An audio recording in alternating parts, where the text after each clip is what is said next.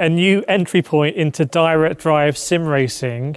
This is something that might break the internet, because I'm really surprised I'm seeing this, because I've been using Asetek equipment for a long time, Invicta, Forte, even La Prima, but this is direct drive entry point. I'm here with Casper from Asetek.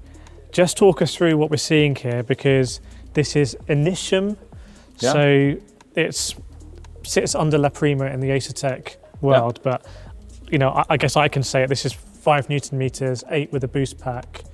And so there's a lot of competitors in the 5 Newton meter range in sim racing, and this is Xbox compatible.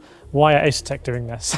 It's a good question, because I think it's also a response to a lot of the feedback we've had from customers in the community. They've seen us launch our other product ranges, the Invicta, pedals, wheelbase, steering wheel, and all that sort of stuff.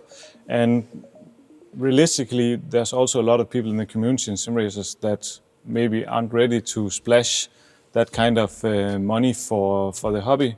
Both and on the PC and the equipment. Yeah, exactly. And they've been requesting us to go into even more cost-effective or more affordable range. Now we've tried to give our version of what a first dive into direct drive sim racing could be. Okay, so the prices will be in the description, because we're shooting this a little bit earlier. I can recognise the cues that we see from Asetek. Obviously, you know, the logo, the rev bar looks similar, the forged carbon look. I've been using the D-shaped wheel you have as well. What's important to stay here for Asetek? I mean, I see backlit buttons as well. Yeah. Is that something that you think, you know, console races, that's going to be quite cool for them, or that's coming? There's a start-stop button as well. Yeah. It does look different on the front, actually, from what I've seen from Asetek before. Yeah, I think it looks a bit different, because it's also a steering wheel that needs to function on a console as well as a PC. But it also was kind of important to us to retain some of our design language, so people who know us won't feel like it's a completely strange product to the rest of the portfolio. It's our first steering wheel with backlit buttons. I know that a lot of people request backlit buttons. You have the D-pad for controlling on the console, for navigating menus. You have the 4 buttons that you know from Xbox and consoles. And then it's our attempt at making a bundle of equipment that will feel good to use, both on the PC for the hardcore sim racers, but also for console sim racers who are trying to get their next piece of sim racing equipment and trying to grow in their sim racing journey. And this isn't all-in-one. I don't think it's a hub, but I might be wrong. It's so it comes like that. So for our Initium range, we're not doing the exchangeable rims, simply just because that would be an added cost to produce all the different rims. And what has been the mission is to really make it accessible for as many people as possible. Yeah, I mean, the rim looks it looks super cool with the forged carbon. Let's move on to the base, because from the front, if it didn't say Initium, I wouldn't know this is Initium. It looks the same as all the design cues we see all the way out to Invicta. Yeah. This, I understand it is a 5 Newton meter, but you can have a different power pack to take it to 8 Newton meters. Yeah, exactly. What was the thinking going with 5? Do you think that's like the optimal point? Yeah, I think 5 is what most people will find enough, like for the start of the entry to direct drive, and then if you suddenly get the urge to upgrade, it's a pretty easy plug and play upgrade. Yeah. You install another power pack and click a button in the software, and then you're ready to go.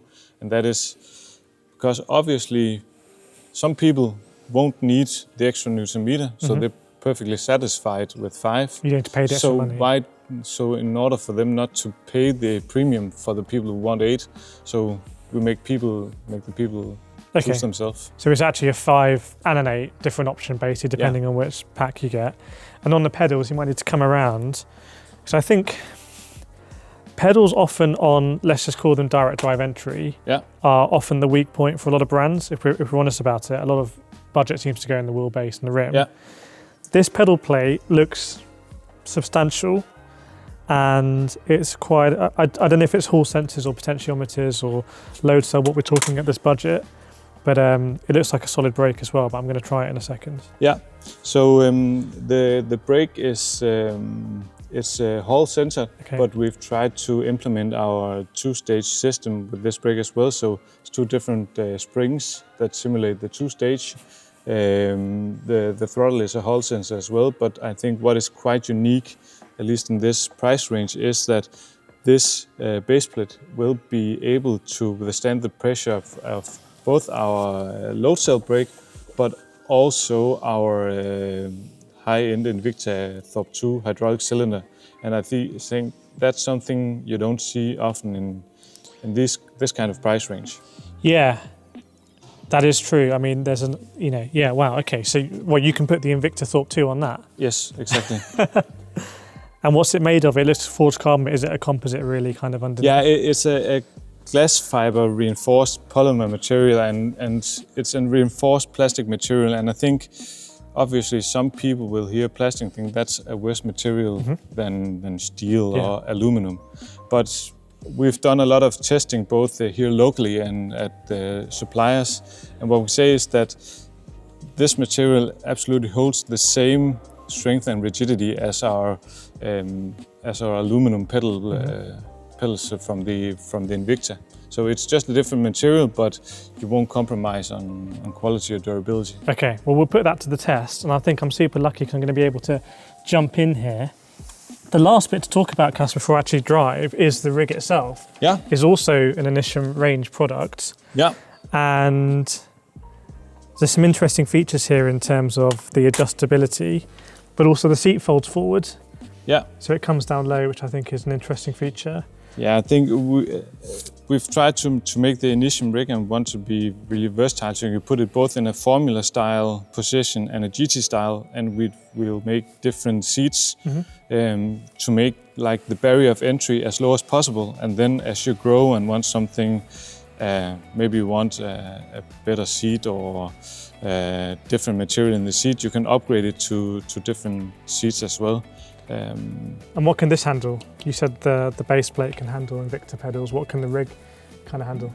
We've tested it with up to our Invicta wheelbase with full Newton meter as well. So yeah, so it can absolutely handle everything. Okay, so this is super exciting because I am driving now on the brand new Initium, range, the rig, the rim, the wheelbase, and the pedals at Brands Hatch in what looks like an Audi R8, and I mean, the first question is going to be, is 5 Newton meters enough? That's a question that's been discussed a lot recently because a lot of people are coming out 5 Newton meters. So you'll know kind of all of the debate around that. But what I'm really interested in is the road feel. And a lot of this can be adjusted in the software, but you can see as I'm kind of like turning on the straight, there is a decent amount of resistance.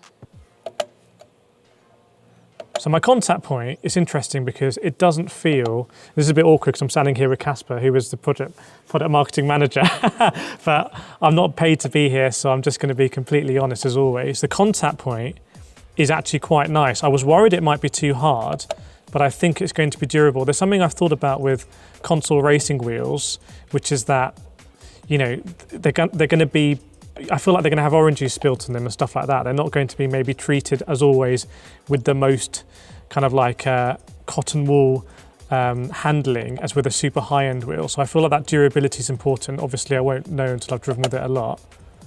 The shifters feel slightly different from what we see with the Forte, La Prima and Invicta, but the rev bar out of the box seems to be basically working, which is nice to kind of get that shouting. And fundamentally, you can see that I am lapping here on the Initium at Brands Hatch. Whoa! Wow. So something I've noticed with Asetek wheelbases is that you can adjust the friction to get a kind of like what I would call nice, soupy force feedback where you're getting a lot of road feel. So again, let me move here on the straight and you can see the force feedback kicking in when there's that load on the tyres. But anything else I should know, Casper, about this setup as I'm driving, because this is what people will be able to do on Xbox, on something like ACC on a Xbox Series X.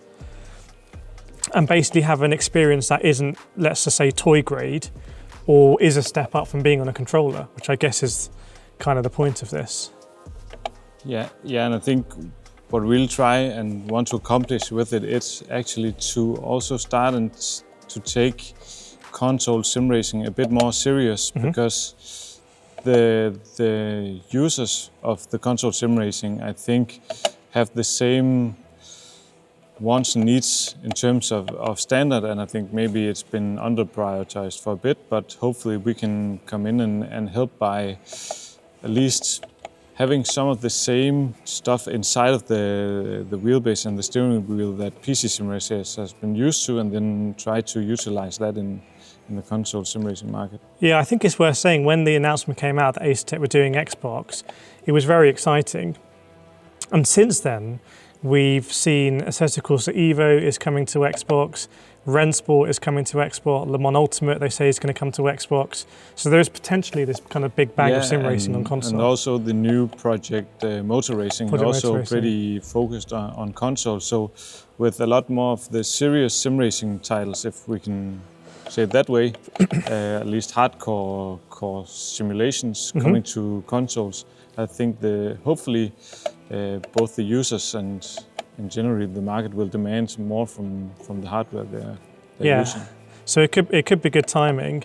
The other thing I want to mention is that, and I don't think it's something that crosses your mind, Casper, but it's also the kind of open world games that are very big, like Forza Horizon, the Crew Motorfest. Yeah. These sort of games are often, they're very serious about their wheel support. Yeah. Lots of tuning you can do as they've moved more from the arcade world into adding simulation aspects.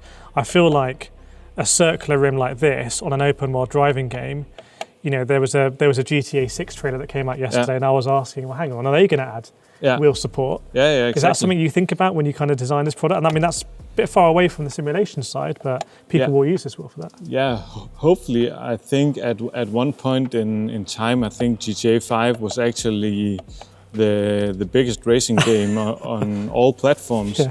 But regarding support for actual direct drive and force feedback, maybe weren't the greatest, or at least it wasn't the intention to do it.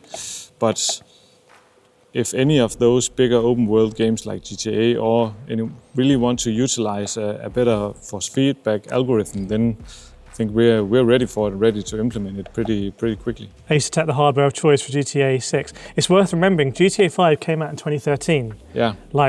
I can't even remember, apart from the G27s or whatnot, what was the sim racing wheels of choice back then. You certainly didn't have accessible direct drive. No, not at all. And I think direct drive maybe it was a thing, but it was a very enthusiast specialist thing that had involved a lot of modding and different hardware choices. So my very honest thoughts on this is that as a entry-level package, and like I said, the price will be in the description, this feels like it has a lot of cues from the Asetek range going all up to the Invicta. Yes, it's not going to be kind of brushed aluminium on the front.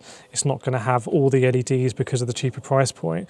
But I think what's really tantalizing is if console is actually going to see this kind of I would say resurgence of sim racing, but also these open world racing games, then it could be very compelling that you have a direct drive wheelbase and rim and nice pedals to kind of enjoy that. I'll tell you what, I remember what I was doing around 2015.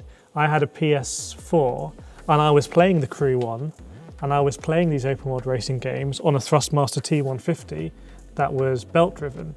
And before that I had a Thrustmaster T80 with no direct drive. So it's pretty interesting to think that given the prices have come so competitive, someone can have a similar experience 10 years later, but on objectively much better equipment. Yeah, exactly. And I think for anyone, because obviously sim racers have at least an image of themselves to be very serious about the simulation, but actually bringing something like a drive that's close to reality, bringing that to someone who's maybe never tried it or never have thought of it before. I think it'd be exciting to see also what console game developers try to do, because I think in the past 15, 20 years, it was the game developers were ahead and hardware manufacturers were trying to catch up.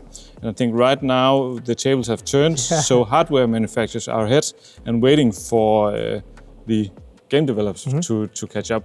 Let's say, for example, our wheelbases have a hertz range of up to 400 hertz, while most simulation games right now are battling to get 360 or 400 So there's more hertz. capability in this. Yeah, exactly. So hopefully, and just for settings, for example, we have all the buttons ready and capability in the wheelbase for all the adjustments and physics and stuff like that. But obviously, it's harder to code that stuff in the game. So hopefully, a bright future ahead. They have a phrase in motorsport which is kind of like road to track, track to road, and kind of learning. Yeah. And I think there might be something similar with hardware.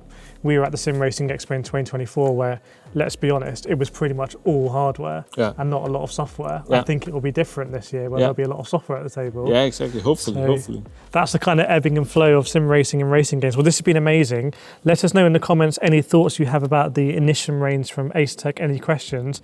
It's a big new entry that you have to be aware of, basically. So yeah, very exciting times.